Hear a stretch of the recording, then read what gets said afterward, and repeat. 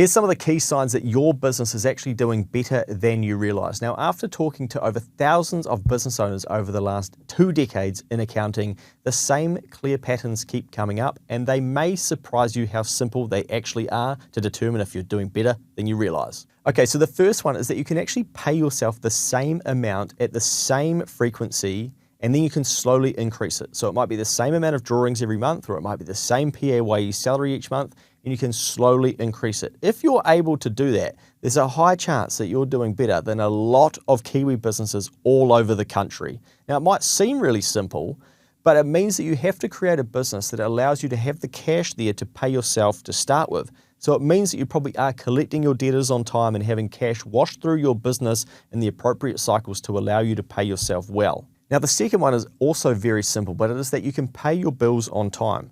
Now, a lot of bills in New Zealand actually get paid late and they don't get paid on the correct due date.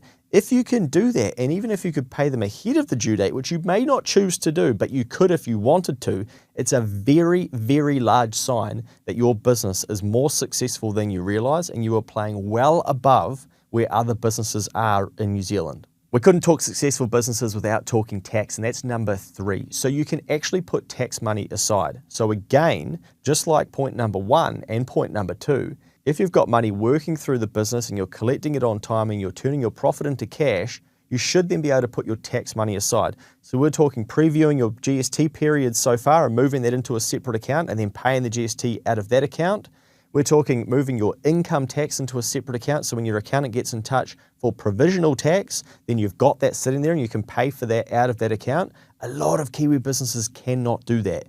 And they get to tax time, and tax time is a struggle, and everything becomes a juggle and a struggle inside the business. So if you can routinely move your tax aside, again, a very good sign that your business is doing better than you realize, because a lot of people cannot do this.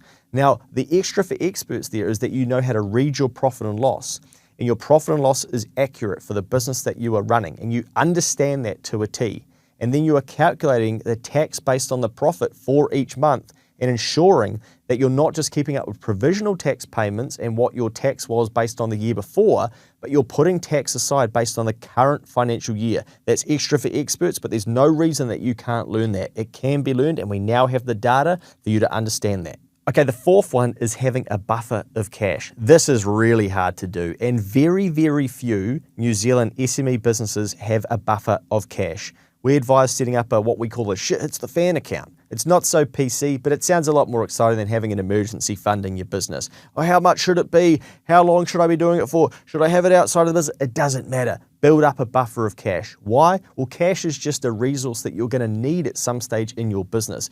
Just like if you ran out of fuel, if you were on the motorway and you go to the back of your car and you've got a canister of petrol, you wouldn't have anxiety because you know that you can then get to the petrol station to refill that and refill the car. However, if you break down and you have no petrol in the back, instantly you will have anxiety. You will be Google mapping how far to the nearest petrol station. Now, you will be in a sense of discomfort and you will feel like you wish that you had just simply had some petrol sitting in that canister, but unfortunately you put it in the lawnmower and didn't top it back up. So it's no different with cash in your business. Can you carry a bit of a buffer and have that sitting in your business should you need it? Maybe for a personal grievance, maybe for a big expense. Maybe it is to get you through a time where one of your customers doesn't pay you on time.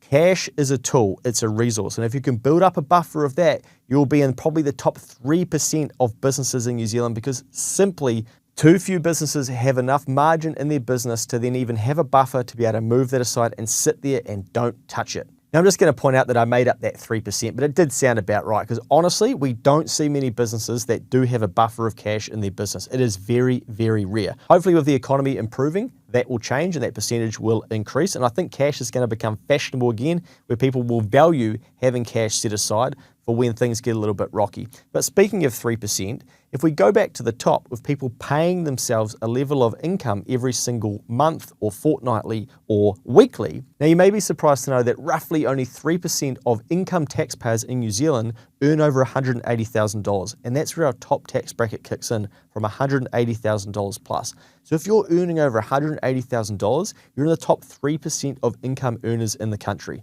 That is bloody good going. And again, another clear sign that you're doing very, very well in your business. So well done. Okay, the last one, and we can get out of here, is pipeline. Now, you actually have a pipeline of work. A lot of business owners wait for things to come to them, and they might start the month not knowing what work that they do have coming up for that month. Now, a lot of successful business owners can start to predict with confidence their revenue and their cash flow for the next 3 months. Ultra successful businesses out to 6 months. And if you start going beyond that, that is very, very good. Now, why recurring revenue models become very, very popular in business internationally is because people wanted certainty of revenue and cash flow. That's why there's a lot of subscription-based businesses in this day and age. What are they trying to do? Ensure that they can predict out their revenue and their cash in the bank, and then make decisions with more confidence.